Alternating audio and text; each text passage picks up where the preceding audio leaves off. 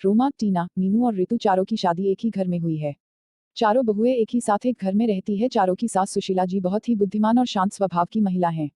लेकिन अपने चारों बेटों की शादी के बाद सुशीला का सिर्फ एक ही काम रह गया है कि चारों बहुओं का प्यार कैसे शर्मसार हो जाए। एक दिन सुशीला के घर उसकी बहन आई। सुशीला की बहन, सुशीला तू तो बहुत खुश है, तेरी चारों बहुत तो बहुत सुंदर है और तेरा बहुत अच्छा भी लिखा है, तो घर के काम की चिंता ही नहीं रहेगी। सुशीला, अरे कहा दीदी, मुझे तो हर समय यही चिंता रहती है कि कहीं इन चारों में लड़ाई ना हो जाए। जब भी मुझे लगता है कि इन चारों में बहस होने वाली है तो मैं बात को संभाल लेता हूँ। सुशीला की बहन, ये भी सच है सुशीला, बात सोचती है कि बहुत आ जाने से घर में खुशी आ जाती है, लेकिन ये भी सच है घर में बहुत आ जाने से सास के लिए जिम्मेदारी भी बढ़ जाती है।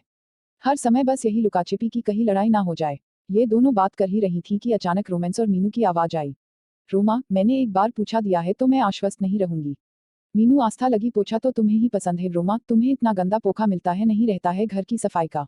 बहुओं में इस तरह से लड़ाई देखकर सुशीला की बहन घबरा गई और सुशीला को पसंद आई। तेरी बहुएं काम कम करती है और लड़ती ज्यादा है। सुशीला, दूसरी लड़ाई बंद करने के लिए कोई ना कोई रास्ता तो निकालना ही होगा।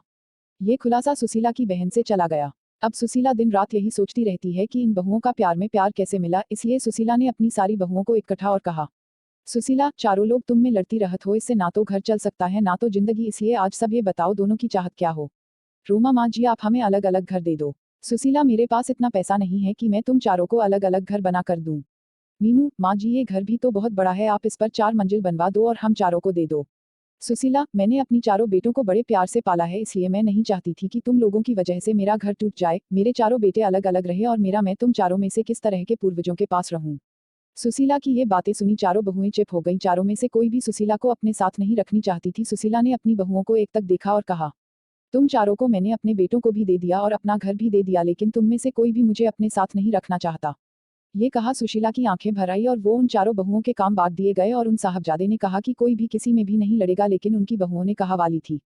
अब चारों बहुएं ने एक टीम बना ली। एक टीम में रोमा और मीनू थी और दूसरी टीम में ऋतु और टीना थी। चारों इनाम में लड़ाई तो नहीं थी, लेकिन एक दूसरे की चुगली करने लगी थी। एक दिन टीना और ऋतु ने अपनी सास से कहा, टीना, माँ जी आपको पता है कि आज रात 12 बजे से सो रही है तो वह सिर्फ घर की झाड़ू ही लगाई है और पोछा भी नहीं लगाया। ऋतु, हाँ माँ जी ने अपनी लड़ाई के लिए मना किया है, इसलिए मैं मीनू से कुछ नहीं कहती। वह आज ही बाजार विक्रेता अपने लिए 3-3 साड़ियाँ लाई है। आपके लिए 3 साड़ियाँ लाई है और आपके लिए एक भी रोजगार नहीं लाई है। ऋतु और टीना तो अपने सास से चुगली करके चली गई। अब मीनू और रोमा की बारी थी। मीनू, माँ जी आपने ऋतु को तो सर पर चढ़ा रखा है, वो हमेशा रोटियां जलाती रहती है और आपके बेटे भी बोल रहे थे कि ऋतु के हाथ की रोटियां अच्छी नहीं लगती। रोमा और माँ जी, कल टीना ने सबके कपड़े धोए पर मुझे नहीं धोए। मैं साधारण खाना बनाता हूँ तो हर किसी के लिए। सुशीला साड़ी बहुओं की बातें सुनती और सर बैठी ऐसे ही दिन बता रही थी। जब बहुओं को लगा कि हमारी सास तो हमें घर छोड़ दिया नहीं देवी, तो चारों बहुओं अपने अपने बिजनेस को बढ़ावा देना शुरू कर दिया। जैसे ही उनके पति काम से आए वैसे ही चारों बहुओं चुगली करने में लग गए। एक दिन जब उनके पति घर आए तो रोमा बोली, रोमा सुनो जी, मैं इस घर में नहीं रह सकती, मैं सारा दिन घर का काम करती हूँ और फिर भी आपकी माँ और आपकी भाभी की ताना सुनती हूँ। रोमा का पति, मैं भी रोज रोज के संघर्षों से दुखी हूँ, आज तो फैसला हो ही जाएगा। उधर मीनू भी अपने पति से कहती है, मीनू सुनिए जी, हम जब तक आपके घर वालों के साथ रहते हैं, बच्चे बड़े हो रहे हैं, उनके भविष्य को लेकर भी डावाडोल है, आप तो सारे घर का खर्चा शुरू कर देते हैं और मैं घर के काम में लगी रहती हूँ। माँ जी से बोलिए ना इस घर को तोड़कर फ्लैट बनवा दे, हम आराम से रहेंगे। मीनू का पति, तुम ठीक कह रही हो, आज माँ से इस बारे में बात कर ही लेती हूँ कि मेरी भी तो पर्सनल लाइफ है। सुशीला के बेटे उनसे बात करने के लिए आए और पीछे पीछे बहुएं भी आ गए। बेटा, माँ कहाँ हो तुम, बाहर आओ तो। सुशीला रूम से बाहर दिखाई देती है। बेटा, माँ आप घर को तोड़वाकर फ्लैट बनवा दो ना, सब साथ में नहीं रह सकते। दूसरा बेटा, हाँ माँ, हम सबसे एक कमरे में मिले हैं। हमारा बच्चा बड़ा हो रहा है, यहाँ भी अपने कमरे से अलग होना चाहिए ना, और जो आपके बच्चों में 24 घंटे की लड़ाई होती है वो भी नहीं होगी। अलग अलग रहने से आपको भी शांति मिलेगी और हमें भी। माँ, अच्छा विवाह पत्नियां, ये घर तुड़वाने के लिए मुझे नहीं मना, नहीं तो मेरे बेटों को ही भड़का दिया। मैं इस घर को तुड़वाने नहीं चाहता, इस घर में मेरे पिता की याद है, पुराने बचपन की यादें, और तुम चारों अपनी पत्नी को कहानियां सुनाते हो, इस घर को तोड़ने के लिए बोल रहे हो।